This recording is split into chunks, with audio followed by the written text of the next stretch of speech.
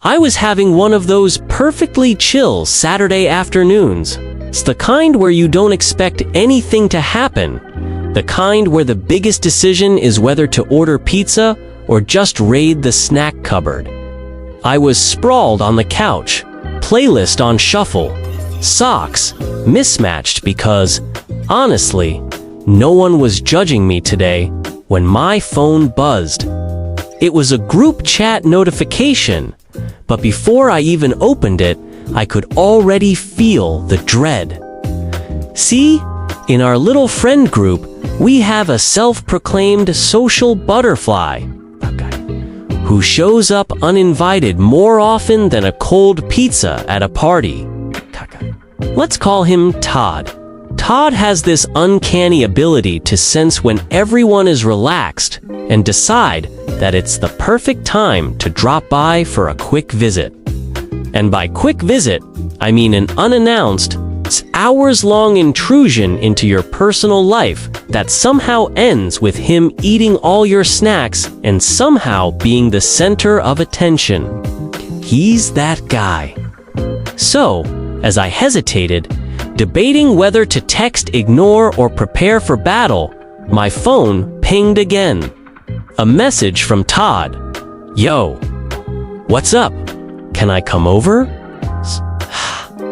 I swear, was designed to make you want to throw your phone out the window. Normally, I would ignore him, but today I had the unfortunate combination of curiosity and guilt. So I replied, sure, guess? Big mistake. About 10 minutes later, there was a knock at the door.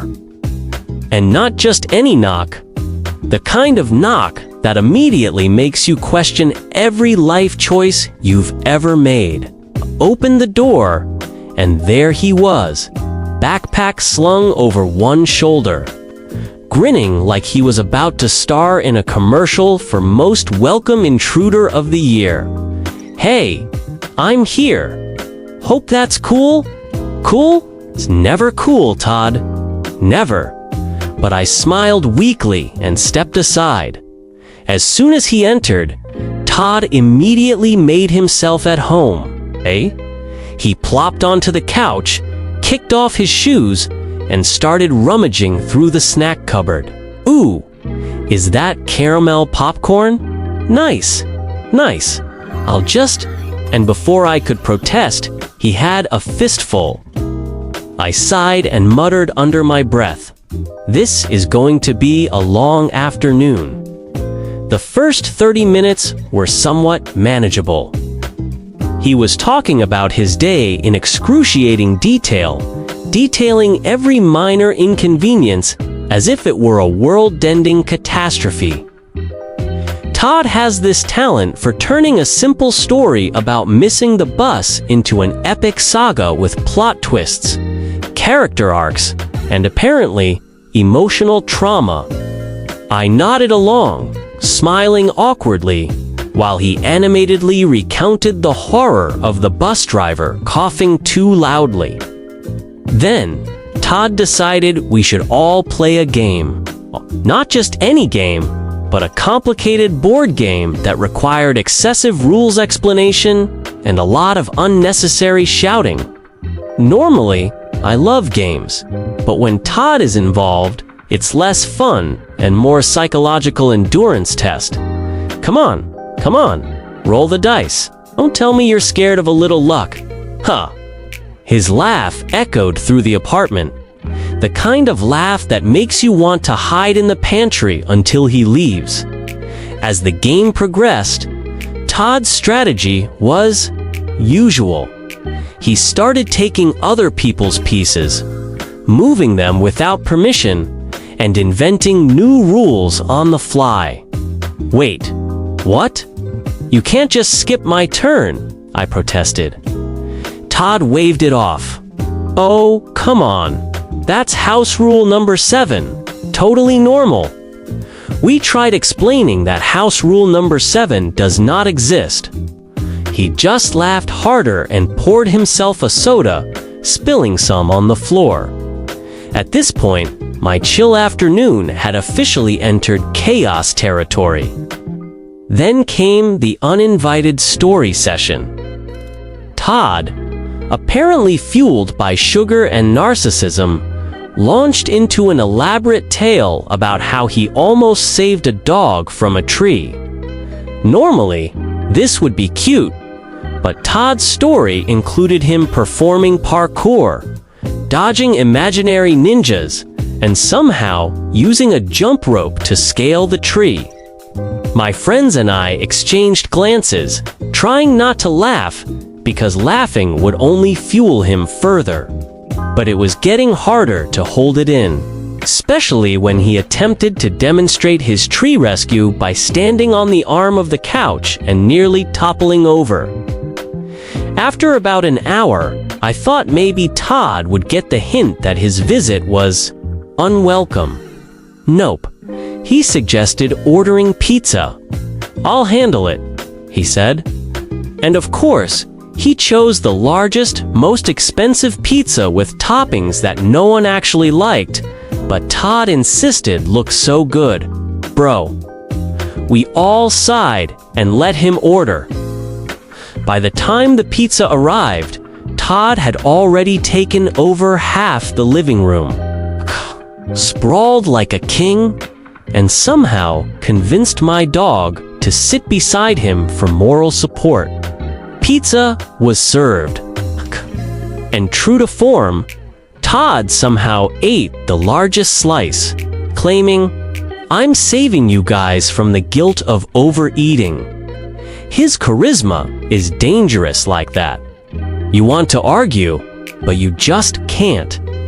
He smiled, chewed dramatically, and nodded at us as if to say, "See, life is better with me here." At this point, I had accepted my fate. The afternoon was gone. My snacks were gone. Okay. And Todd had set up camp in my apartment, like it was his personal kingdom. But then, things escalated. Todd decided we should all watch a movie. Not any movie, he picked the longest one available, a 3-hour epic with zero plot coherence. "It's a cinematic masterpiece," he proclaimed. My friends tried to suggest something shorter. Todd waved them off. "Nope, you'll thank me later. Art is meant to be experienced." During the first 15 minutes, Todd was completely engrossed. But then, in classic Todd fashion, he started adding his own commentary. "Wait, why is he even doing that? That's illegal. Did you see that? I can't believe oh my God, the dog. He narrated every single line, every action, every frame." My friends and I were silently begging for mercy, but Todd's enthusiasm was relentless. Eventually, we reached the climax of Todd's visit. He found my old guitar in the corner and decided to perform an impromptu concert. Now, Todd cannot play guitar. Not in any conventional sense, but that didn't stop him. He strummed with the intensity of a rock god and sang. Well, let's just say the lyrics were improvised and mostly incoherent. The dog howled along, my plants nearly fell over, and my headphones were no match for the volume of chaos. Finally, around 5 hours after he arrived, Todd looked around and smiled. "Wow, I can't believe how fast the day went. You guys are the best." I opened my mouth to protest, but he was already heading for the door, backpack slung back over one shoulder. "Same time next week," he called over his shoulder. I froze. Same time next week. My entire weekend had been hijacked.